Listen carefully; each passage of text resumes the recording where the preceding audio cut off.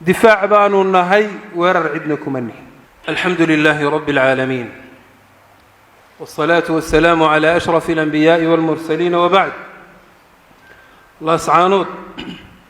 maalintii shanaad ayaa gardarradu ku socotaa. maalinkii shanaad ayaa Allah subxaanahu la duqeynaya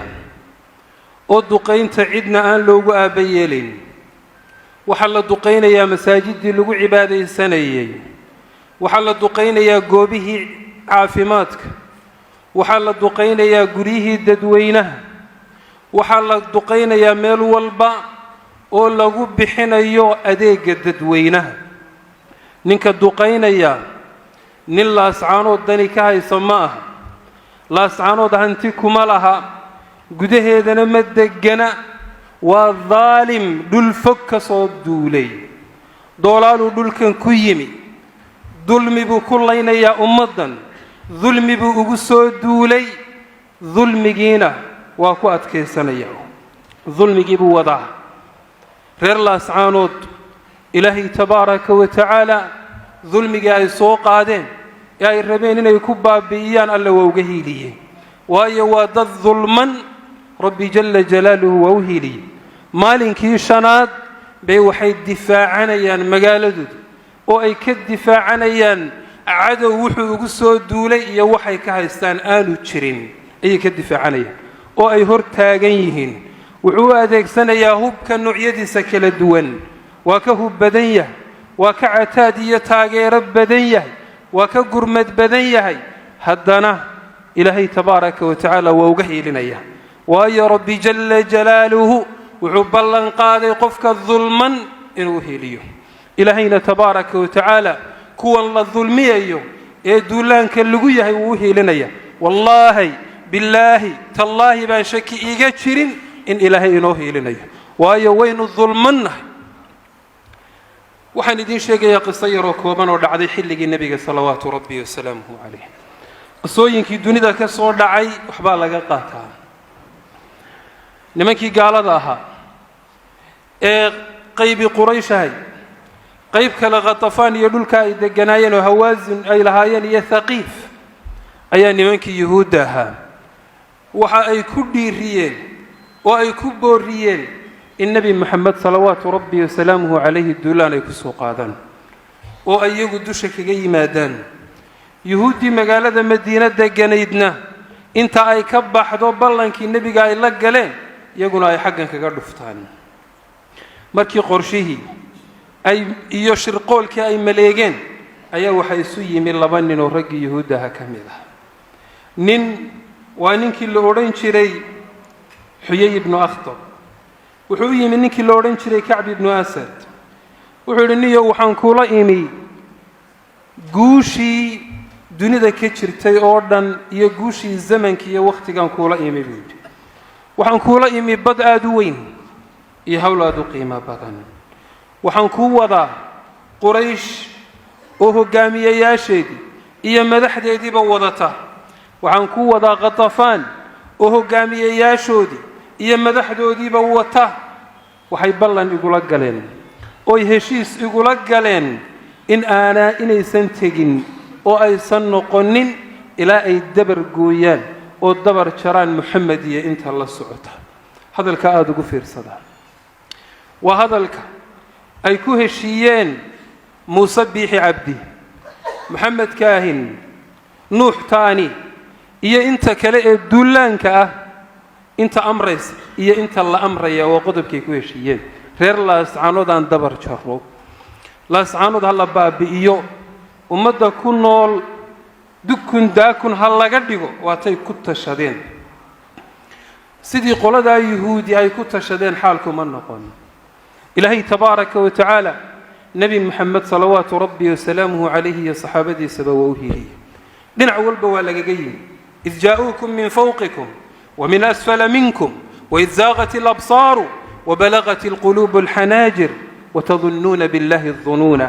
هنالك ابتلي المؤمنون وزلزلوا زلزالا شديدا وإذ يقول المنافقون والذين في قلوبهم مرض ما وعدنا الله ورسوله إلا غرورا وإذ قالت طائفة منهم يا أهل يثرب لا مقام لكم فارجعوا ويستأذن فريق منهم النبي يقولون إن بيوتنا عورة وما هي بعورة إن يريدون إلا فرارا ولو دخلت عليهم من أقطارها ثم سئلوا الفتنة لآتوها وما تلبثوا بها إلا يسيرا.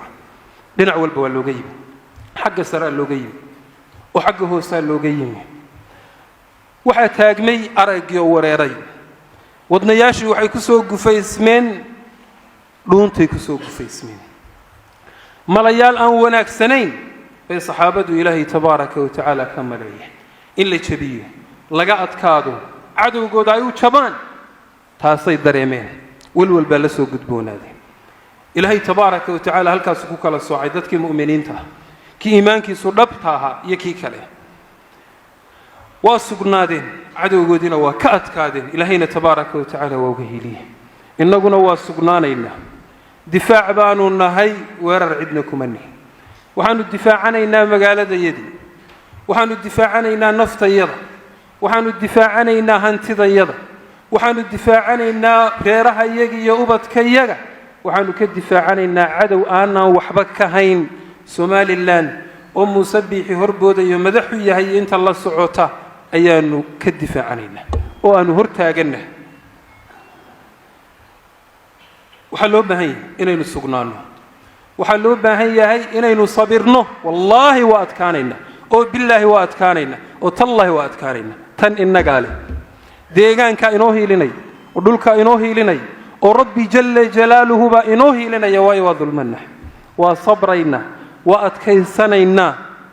adkaysanaynaa nafteennana waa difaacanaynaa keenna dhintaa waa shahiid shaki igama jiro inuu shahiid yahay waayo wuxuu difaacanayaa naftiisa wuxuu difaacanayaa cirdigiisa iyo sharaftiisa hantidiisuu difaacanaya nabigeenuna salawaatu rabbi wasalaamuhu calayh wuxuu leeyahy man qutila duuna maalihi fahuwa shahiid man qutila duuna ahlihi fahuwa shahiid man qutila duuna nafsihi fahuwa shahiid man qutila duuna diinihi fahuwa shahiid qofka la dilo isagoo oo hantidiisa difaacanaya oo hantidiisii ka sokeeyo oo le war iga joog waa shahiid qofka dhinta oo la dilo isagoo oo difaacanaya naftiisa waa shahiid qofka diinkiisa difaacanaya dhintay isagoo diinkiisa difaacanaya waa shahiid qofka dhintay isagoo cirdigiisa difaacanaya waa shahiid intii inaga dhimatay shahaadaanu rajaynayna annagu wax allaale waxaanu ka haynaa ma jirto sidaa awgeed waa difaacanaynaa waana ku shahiidaynaa difaaca dhulkayaga deegaankayaga naftayada hantidayada ubadkayaga reerahayaga qofka walaalkii garabkiisa ka baxa muxuu ka yidhi nabigeenu salawaatu rabbi wasalaamuhu calayh oo u hiilin waaye oo hoojiya wuxuu leeyahay nabigeenu salawaatu rabbi wasalaamuhu calayh ما من امرئ يخذل امرأ مسلما في موطن ينتقص فيه قف مجرو قفكا سوهوجينيا قف مسلم oo garabkiisa ka baxaya ku hoojinaya boos gudihi lagu quursanayo oo lagu nuqsaaminayo oo lagu waxyeelaynayo sharaftiisa wayuntahaku fihi min hurmati oo lagu xadgudbayo xurmadiisa illa khadalahu Allah ta'ala hadii kaasi uu jiro qofka muslimka garabkiisa meesha uu garabka uga baahna kaga baxay oo ugu hiilin waayay wuxuu alla ku hoojiyaa fi mawtinin yuhibbu fihi nusratahu boos uu isagu jecel yahay إن الله تبارك وتعالى أبهليه وما من امرئ ينصر مسلما في موضع ينتقص فيه من عرضه وينتهك فيه من حرمته مجر قف مسلمة أوهيلنا يا قف مسلمة أوهيلنا يا بوس قديه بوس كاس أو لغو نقصامنا أو دبات لغو قارسين يا شرفتيس أو لغو حد قد بي حرمتيس قفكا أوهيلي إلا نصره الله في موطن يحب نصرته هديك أسؤجره الله تبارك وتعالى وحقوقه ليه بوس وسجن تشعليه إن ربي جل جلاله وهليه وحلي حديث كلا النبي قال صلوات ربي وسلامه عليه من أذل عنده مؤمن قف اللي قد له قف مؤمن أكتيس فلم ينصره وأنهيلن وهو قادر على أن ينصره سوى أودين وهليه أذله الله عز وجل وحد لي يا إلهي تبارك وتعالى قفك رؤوس الخلائق يوم القيامة خلائق دا أوردن لحدو دا إلهي تبارك وتعالى كد لي مالك قيامها waxaynu horay uga cabanay dilkii qarsoodiga ahaa waxaa laynoogu daray dilkii badheerhka ahaa ee dumarkii iyo carruurta suuqa lagu leynay markii dadkani isu yimi ee iswaafaqay ee midoobay ee maanta cid safka kale ku jirta aanay jirin gebi ahaanba qofna allah ka dhigay oo ummaddii ay midowday oo tala midaysan ay yeesheen oo go'aan midaysan ay yeesheen oo hadal iyo qowl midaysan ay yeesheen waxaa loo xejiyey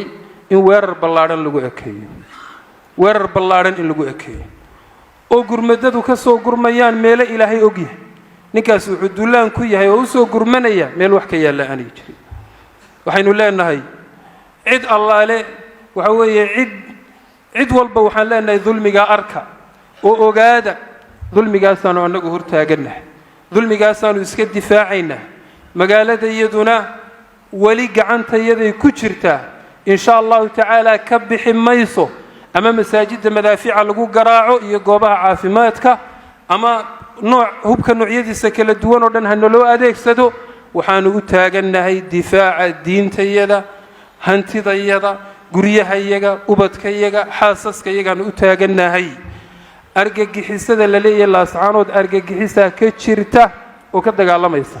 dadka laascaanood baa halkan jooga yagaa la rabaa in marmarsiyo looga dhigto lafdiga argagixisada si loogu gumaado si garab iyo gaashaan kale loogu helo gumaadkooda ayaa la doonayaa cid walibana waa og tahay cid indhaha istiraysa oo kuwa duulaanka soo qaadaya mooyaane alaa sallu wasallimuu cala albashiir الnadiir كما أمركم الله تعالى في كتابه العزيز إن الله وملائكته يصلون على النبي يا أيها الذين آمنوا صلوا عليه وسلموا تسليما اللهم صل على محمد وعلى آل محمد كما صليت على إبراهيم وعلى آل إبراهيم إنك حميد مجيد وبارك على محمد وعلى آل محمد كما باركت على إبراهيم وعلى آل إبراهيم في العالمين إنك حميد مجيد اللهم آت نفوسنا تقواها وزكها أنت خير من زكاها أنت وليها ومولاها اللهم إنا نسألك الهدى والتقى والعفاف والغنى اللهم أعنا على ذكرك وشكرك وحسن عبادتك اللهم انفعنا بما علمتنا وزدنا علما يا كريم اللهم من أرادنا وأراد بالمسلمين كيدا فاعد كيده في نحره واجعل تدبيره في تدميره يا قوي يا قهار اللهم انصرنا يا رحمن يا رحيم اللهم إنا نتبرأ من حولنا وقوتنا ونلتجئ إلى حولك وقوتك يا قوي يا قهار فانصرنا على هذا العدو الغاصب الظالم يا قوي يا قهار يا جبار اللهم ألف بين قلوبنا وأصلح ذات بيننا واجمع كلمتنا على الحق يا رحمن يا رحيم ربنا اغفر لنا ولإخواننا الذين سبقونا بالإيمان ولا تجعل في قلوبنا غلا للذين آمنوا ربنا إنك رؤوف رحيم ربنا آتنا في الدنيا حسنة وفي الآخرة حسنة وقنا عذاب النار ربنا تقبل منا إنك أنت السميع العليم وتب علينا يا مولانا إنك أنت التواب الرحيم وصلى اللهم وسلم على المبعوث رحمة